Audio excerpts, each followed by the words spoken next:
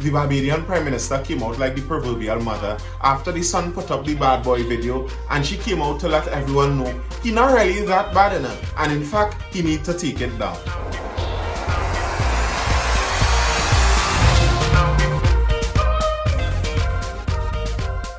The gangsta dancehall subgenre of music started in Jamaica, but for the last couple of years, it seems like it found a home here in Trinidad, and they coined their own name for it, Trinidad music, the Zessa style music. I guess if the Trinidad scene is known as Trinidad, they may have been known as Bajan Bad. But their days in the positive light and fame was short-lived, because when the Barbadian Prime Minister got a wind of it, she was like, Bajan Bad, nothing.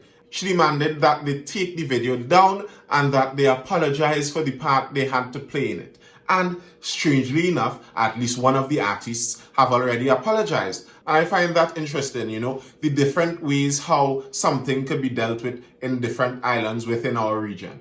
I think if a prime minister in Trinidad attempted to tell several artists to take down their music and to apologize for it, he would have, or she would have had a lot more friction, and it may have been reported in a lot more negative light. And when I see that, I can understand that there's a difference in the cultures within the Caribbean. And there's a difference in what different cultures and different populations would take, the different measures that they would allow. And I could see that even in the pandemic also, in this COVID pandemic, that seems ever present. And unfortunately, yes, I'm going to talk about it even in this video too. One of the questions in yesterday's video was, do you think the government has been handling our COVID response well?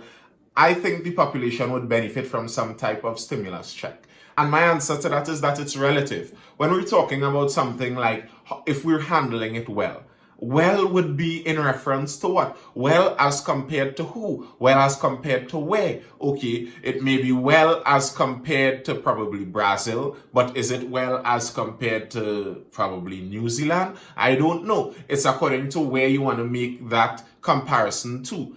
And maybe you can attempt to make it to other places in the Caribbean. And even then, it's a bit difficult because even within the Caribbean, there are different factors within each island that allow for different measures to be taken and different things to be effective. What may be effective in one island may not be effective in another island. And what one leader may be able to pull off in their population, another leader may not be able to pull it off in their population. And in Trinidad, one of the difficulties we have is we have more of a melting pot. We have a wider range of cultures coming together and fusing into this one large multicultural entity. But the multiculturalism that allows us to have the rich abundance of cultural experience in Trinidad also has its takeaways, because people in different cultures would have different norms and they would have different practices, of course, and this makes it more difficult to have a cohesive guide, a cohesive policy to unify everybody that everyone would agree with. Trying to get people from multiple different cultures to agree on the same thing is a little more difficult. So, for example, a lot of people like to point to the Norwegian cultures, to the Nordic cultures, and how great their countries are doing and the great metrics they have when you look at their population data on all the different population statistics, websites, etc., and how happy they are and all of that. But the fact is that they have a very homogeneous population. The majority of people there are of the same race, the same ethnicity, the same culture. A lot of them have the same norms, the same beliefs. And when people are like that, it's much easier to get a unifying message out there. It's much easier then to get one policy, to get one ideal for the population to follow. In our case in Trinidad, it's not that simple. So to answer whether it's being handled well, the answer is it depends. And to the second piece of that, I think the population would benefit from some type of stimulus check. I totally agree with that. But the one problem is when you look at places that did give out stimulus checks, one of the benefits they had, for example, the United States, is they print their own money. We do not have that benefit to just have an unending supply of cash. And that may be one of the holdbacks to just giving everyone stimulus checks, which I think may actually be better than the scenario we are finding ourselves in now. But for me, when I think about the stimulus checks and things like that and government handouts and all of that, on the patriotic side, I'm always thinking, okay, We do not want to bleed our country dry. All of us have to unite together. And if it means that we have to take some difficulty, so be it. We could all do that. I could take a little difficulty, you could take a little difficulty. And then we save up these small bits of money there from instead of taking it all from the government. Then I'd look out and see when the government wants to spend on their friends and financiers and people they have favor with, the spending is blind and without apprehension. There's no stuttering in the spending there. The treasury just goes, okay, fine, and signs the check off to large sums of money, way bigger than the pittance amount that may be a part of whatever a stimulus check may be. So sometimes I'm thinking the balance of, okay, let's not bleed the country, but then I'm thinking if they wanted to give this money to who they wanted to give it to, they would have been very fine with giving it to them. So if stimulus checks are possible and feasible, I agree with it. I think it may help. But the next side of a stimulus check is when you give cash to people who could only spend it. What it does, they have cash for the moment, and that may stave off some starvation and some immediate poverty. But the actual wealth of the country, this cash comes from somewhere. So the country accumulates this money through taxes or whatever, and then it gives it to all the citizens. But then the citizens spend all of this money in a few businesses, and then all this wealth and value that was accumulated from the entire population is then corralled into few places. So the stimulus checks in the short term are a great idea, but when you look in the long term, you see that they may not actually work out to the benefit of the country. And the people who are spending the stimulus checks, they may be losing value from themselves in the long run. The ideal is we need to get the economy back up and running. People need to be able to create value for themselves and retain that value on their own. And the only real thing that allows for that is getting the economy back up and running. And getting the economy back up and running, we keep hearing, depends on the vaccine. So the stimulus checks, the ideas of the stimulus checks, the ideas of how well it's being handled, everything to do with the pandemic in Trinidad as it stands falls under our ability to acquire and convince the population to be vaccinated.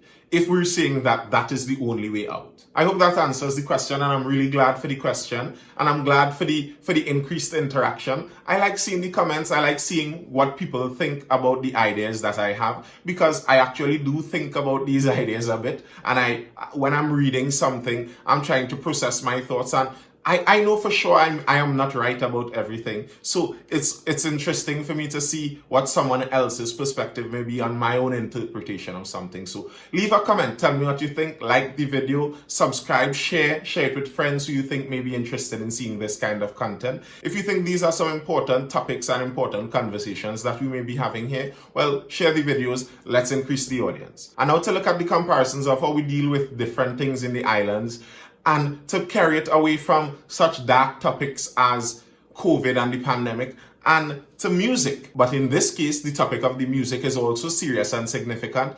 The Prime Minister of Barbados was not having it. PM Motley asks Bajan Artiste to delete violent video with 62,000 views. Barbados leader wants the persons behind the controversial video to remove it and say sorry. Prime Minister Mia Amor Motley is now the third government official who is expressing disappointment in 10 Bajan artists and one music producer for a video in which they spew lyrics about the use of guns to solve problems. In other words, they did what it seems like the majority of Trinidad dancehall artists are doing right now. They made some gunman tunes. And when I listen to the songs, because yes, I listen to the rhythm, I'm not going to play it here. It's the Trojan rhythm and it's on YouTube. If you want to go, just go search it and hear what it sounds like.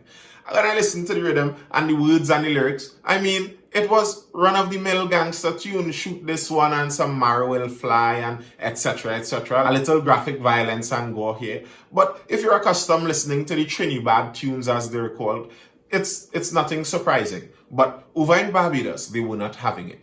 The Prime Minister released a video after several other officials spoke about it, and in it she said, "I am horrified at the video and I am personally disappointed in the artists who have not recognized that there's an obligation on their part to accept that to whom much is given, much is expected." She said some have attained national acclaim and they should understand that some members of our society are very literal. Very often in the case with music, you hear the argument of it's just art. And there's a part of that that is very true. There must be room left for artistic expression. And sometimes through this artistic expression, you may be able to get a window into some insight into some cultures and some subcultures that you may not have known anything about. So possibly having the expression there has some positives. But I also understand the Barbadian side to it. They have the ability, and that's what I was speaking about, the relativity of cultures and the difference between cultures that allow for different things. Barbados is much smaller than Trinidad. And I think that lower level of population could allow for a more familial feel within their island and within some of the other islands that we may not be able to have in Trinidad. I think if a prime minister in Trinidad attempted to buff the dancehall artists and tell them to remove their videos, he would be laughed at. But in Barbados, that is possible. Their prime minister was able to do this and ask them to remove it and ask them to apologize. And on top of it, to crown it all off, one of them did apologize. Peter Ram, one of the artists on the riddim, he actually did come out and apologize. Peter Ram apologizes for vulgar lyrics in Trojan Rhythm track following the public backlash and criticism of the Trojan Rhythm dancehall mix. Popular entertainer Peter Ram Wiggins has stepped forward to offer a sincere and humble apology.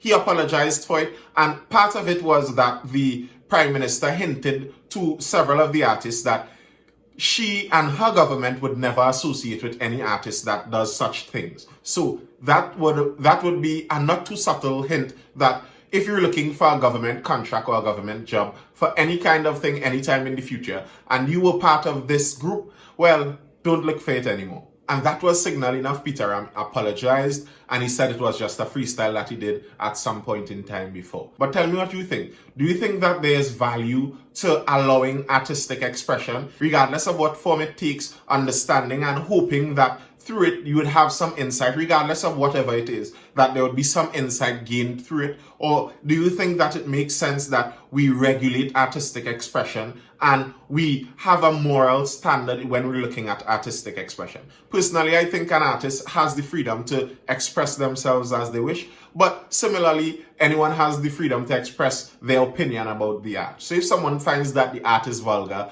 and detrimental to their society, well, they're free to say that. And if they're in a position to not associate with someone that does such kind of art, well, they're free to do that also. In this whole music situation, and then when you look out over the COVID pandemic and how opening measures are being done and lockdown measures are being done and school measures are being done, in St. Vincent, they're going to have mandatory testing when the schools are opened every 2 weeks, and teachers are going to have to be tested every 2 weeks if they're not vaccinated. And similarly, the students, and if the students don't bring their tests, the test would be required in the school. And I look at some of these measures and I wonder, if it was attempted to execute some of these measures in a country like Trinidad, would it be possible for it to be done? And what that says to me, both about the music and about the pandemic and the measures that we put into place and that can be plausibly carried out in the country, it says that a country like Trinidad, a multicultural country, is actually a much more difficult place to manage and to govern. And the amount of arguments that you have to balance with in a country like Trinidad is a lot larger than in countries where there are smaller populations and in countries where there are less varying cultures within the borders. But to me, at least, I don't think that is totally a negative thing, because what that allows is for a lot more conversation in a country like Trinidad, a lot wider conversation, and possibly even more creative problem-solving methods if we can get past our differences and allow ourselves to discuss our differences in a matter of strengthening each other. Maybe our differences can work to complement each other. My cultural worldview could have a glaring weakness and a big spot in it missing in this spot, but it's really good at this here. Maybe we can use our differences to complement each other. So where my cultural worldview is missing a piece, yours can strengthen, and where your view may be missing a piece, mine can strengthen. And if we can use it in such a complementary method and such a complementary manner, in the long run, we'd be able to have a much stronger solution for the problems that we are facing. But the problem that is needed to reach there is some humility to understand that some of my views may have to be lost in the grand scheme of things. Some of my views may have to be tapered off. And when we're cutting certain things off, when we're trying to make a decision, my view may just be the one that gets cut off. And would I be able to handle that? And I think some of that is what makes Trinidad a particularly difficult bomb to handle. What do you think? See you in the next video. And you hear the birds cry, and you feel the music rising with the tide.